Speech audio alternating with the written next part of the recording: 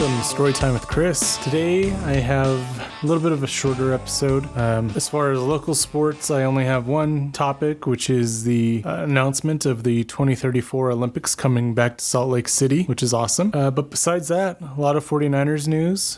Trent Williams is holding out, and I'll be giving my thoughts on that and what I believe the Niners should be doing there. Brandon Ayuk, of course, and Kyle Shanahan reportedly, he said he offered Bill Belichick any position he wanted on the 49ers staff, and Belichick turned it down. So that was interesting. I'll be talking about that a little bit, and I'll be mentioning a player who I think is going to be the 49ers' best rookie from this year's draft class. I actually did have a few more topics that I wanted to cover, but unfortunately I had some foodborne Chipotle illness over the last 24 hours, and I'm finally starting to feel better, but yeah, that kind of took away a lot of my recording time. So I'm just trying to get this done and get this intro recorded so I can put everything together and get it uploaded so it's up by 5 o'clock. But yeah, there are a few topics that unfortunately I wanted to talk about that I won't get to. Maybe I'll include those on next week. But anyway, let's get this going. In local sports news, some very exciting news for the state of Utah in general. The 2034 Olympics were officially awarded to Salt Lake City. So this will be, of course, a repeat Olympic host because Salt Lake hosted in 2002. And that's something that's going to be really cool.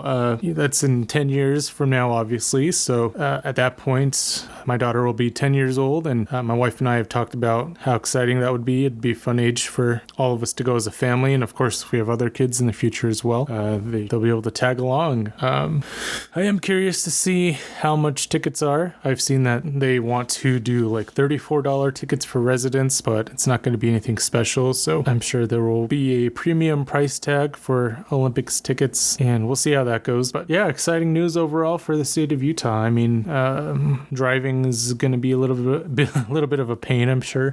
Before the last Winter Olympics, I heard about this in an accounting class or something, so I don't know how accurate it actually is. But apparently they had to completely redo I-15 and some of the other freeways before the previous Olympics in order to be paired, and it was like a multi-billion-dollar project. And so we'll see if they do anything special for the upcoming Olympics, especially with how fast Utah is growing. It's already getting overpopulated as it is, and bringing in a bunch of tourists is gonna exacerbate the driving issues and traffic that we already have. So based on what I saw, it looks like a lot of the venues are going to be the same. The Delta Center, Maverick Center, Kearns, the Olympic Oval in Kearns is going to host again. That's really cool. It's close to home. Grew up swimming there and doing some recreation sports and stuff. So that'll be really cool. And I'm excited to see. I mean, if they have those volunteer jackets, I would really consider volunteering for the Olympics. I don't know what exactly that means, but growing up, I knew quite a few people who volunteered and they had those sweet jackets. So I'd consider doing that. So yeah, very exciting news for the state of Utah. And we'll be here in 10 years to see the Salt Lake Winter Olympics 2034.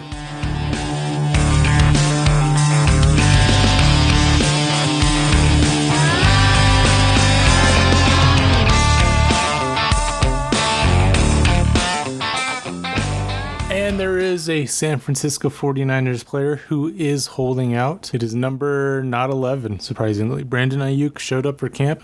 He might be holding in, but he did show up. And there was one guy who was a little bit of a surprise because we didn't hear about this going into camp. Trent Williams, the 49ers all-pro left tackle, one of the best left tackles of all time, has decided to hold out due to contract disputes with the team. And unfortunately for the 49ers, Trent Williams does have all the leverage in this situation. He's a very old player. He's the best at what he does in the NFL, and he has all the leverage. I mean, he could just say that he's going to retire. So, I mean, the Niners just are going to have to probably make a deal with him and pay him whatever he wants. So that's unfortunate. I mean, for Trent Williams, of course, he's at that age. He, is going to want a lot of money, and this is exactly why I have really not been a fan of what the 49ers have done in in the draft the last few years. It seems like they have no focus on the offensive line.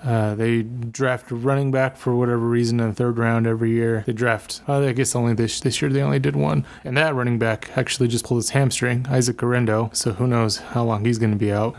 Last year they picked a kicker in the third round. And I like Moody, but he's not you don't pick a kicker in the third round unless it's a guaranteed. I don't know. If you have Justin Tucker guaranteed, maybe I'd consider drafting him in the fourth or fifth round, but not a third round guy.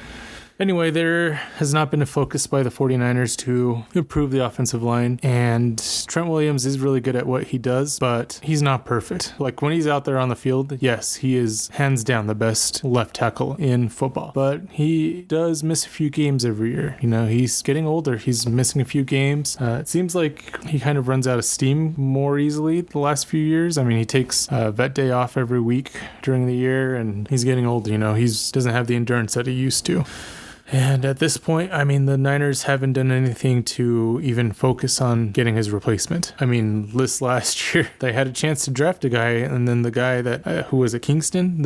Whoever the Chiefs drafted, I think it was Kingsley Suamataya from BYU. And they traded with San Francisco to draft him. So that's one guy that they could have easily got. I mean, there's just no focus on improving the offensive line, it seems like, every year. And it's extremely frustrating, and I hate to say it, but I kind of feel like the Niners should have moved on from Trent Williams by now. They should have had a plan in place so that when Trent Williams gets to this point in his career, they can let him go. They don't have to pay him.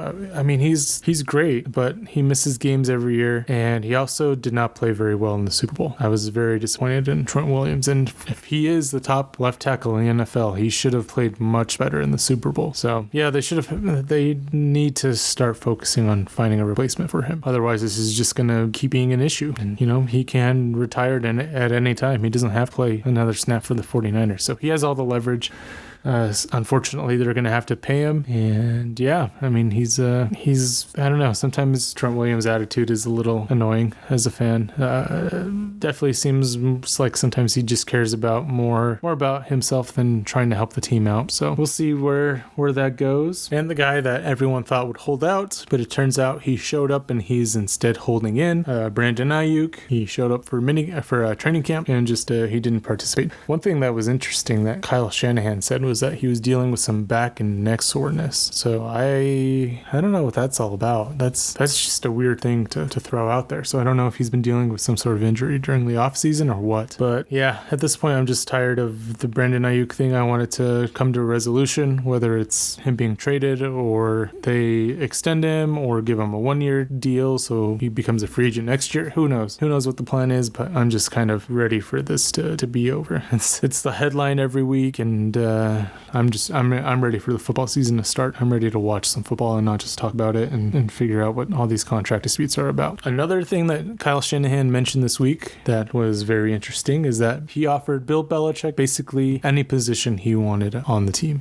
Bill declined his offer, but it was interesting to see that Shanahan threw that out there. Of course, I don't think Shanahan would have given him a head coach position. I don't think he would have stepped down for that, but man, it would have been really cool to see Bill Belichick to see what he could have brought to the team. I mean, instantly the special teams gets better because Bill Belichick is known for his unique special teams. And then of course, I think he would have taken over the defense, and Bill Belichick has been known for his great defense for the last 20 something years. Interesting to see Kyle Shanahan go for him. It's the thing is, I've had my issues with Kyle Shanahan. For a while, I was a guy who actually defended Jimmy Garoppolo because I believed that Kyle Shanahan was holding him back, and I still do believe that a little bit. I mean, after watching Jimmy G as a Raider and how bad he was there, I kind of realized, yeah, while Shanahan's system did help him out, I still felt like Jimmy G had a good arm, and some things that Shanahan did Jimmy G didn't agree with. And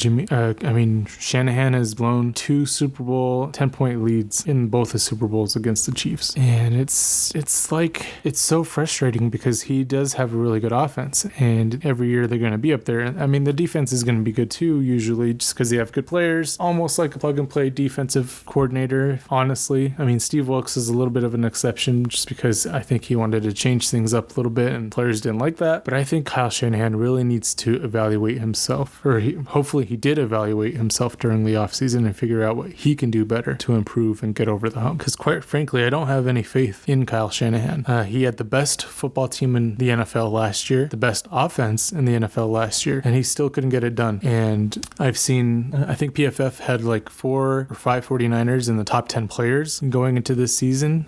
I mean, Patrick Mahomes was number 1, but I want to say Trent Williams, Bosa, McCaffrey, and Kittle were in the top 10 players, according to PFF. And they still couldn't get the job done. And I think a lot of that has to do with Shanahan. Every time I watch Super Bowls with Shanahan, the play calling just blows my mind. And it's like he can't get out of his own way. So him going out and reaching out to Belichick, that would have been cool. It would have improved the defense and special teams. And that's great. I mean, that could definitely help you win a Super Bowl. But what are you going to do differently, Kyle? What are you going to do differently? Are you going to, I mean, there's no change in the offense besides they drafted Pearsall. There were no moves really made for the offensive line. How are you going to switch things up? I mean, Debo and McCaffrey and Kittle, I mean, those guys are great. So why can't you get it done? Let's figure it out. And honestly, for me, I'm at the point where, yeah, Kyle Shanahan is a great coach, but I don't think he's going to be able to get it done. And if they don't get it done this year, then quite frankly, I want them to move on, find a different head coach, because it's going to be a rebuild anyway. They're not going to be able to bring back, they have like 30 free agents going into next season. They're not going to be able to bring all those guys back and pay Ayuk and Brock Purdy, and there's just no way. So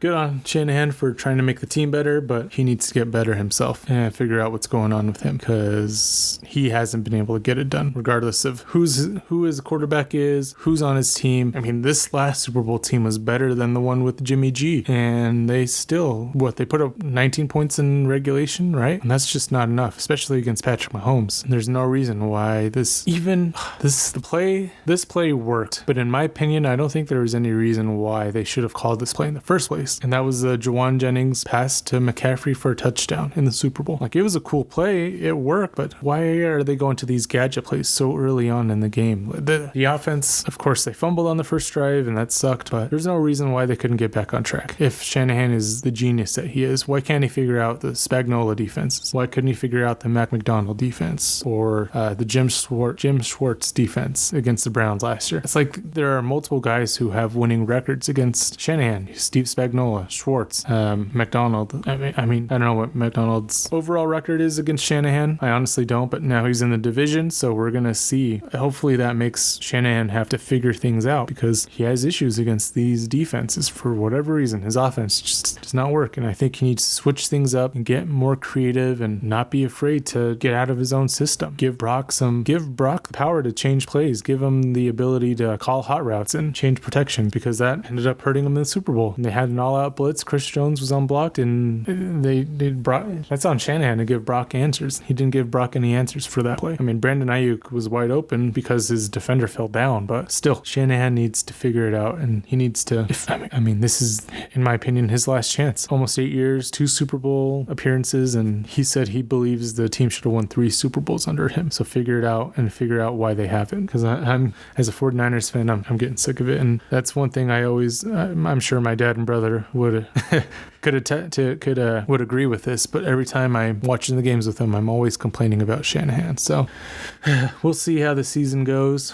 But yeah, that was my little rant about Shanahan. Okay, I know that was a little bit of a rant, but I'd like to move on to this is something that I don't remember if I've talked about yet, but it's I'm recording this the day after the first day of training camp. So yesterday was the first day, and one guy that I'm really excited to watch this year, one rookie. The rookie I'm most excited to watch this year is Malik Mustafa. That guy looks absolutely ripped in some of the photos that I've seen. I mean, he looks like DK Metcalf out there playing safety. So that's one guy that I'm super excited to watch. Apparently, I had a really good day at training camp yesterday. I think training camp just wrapped up for today. I haven't seen anything on it yet regarding Mustafa, but he's one guy that I cannot wait to see him on the football field. Of course, I really liked Hufanga. I mean, hopefully he's able to come back and be himself and be healthy and be there for week 1. But if not, we'll see how Mustafa does. And of course, Jair Brown came in, and I'm excited to see what this trio of safeties can do. I mean, this team has the potential to have 3 really, really solid safeties. So that'll be fun to watch this upcoming season to see how they can get creative with that. But yeah, my prediction for the 2024 season is that Malik Mustafa will be the best rookie out of this 49ers draft class. Let me know what you think about that. That will be it for today's episode of Sports Saturday. way. Let me know what you thought. Am I wrong about my Trent Williams take? Do you think the Niners should be moving on or finding his replacement? And what did you think about my rant on Kyle Shanahan? I struggle so much with Shanahan.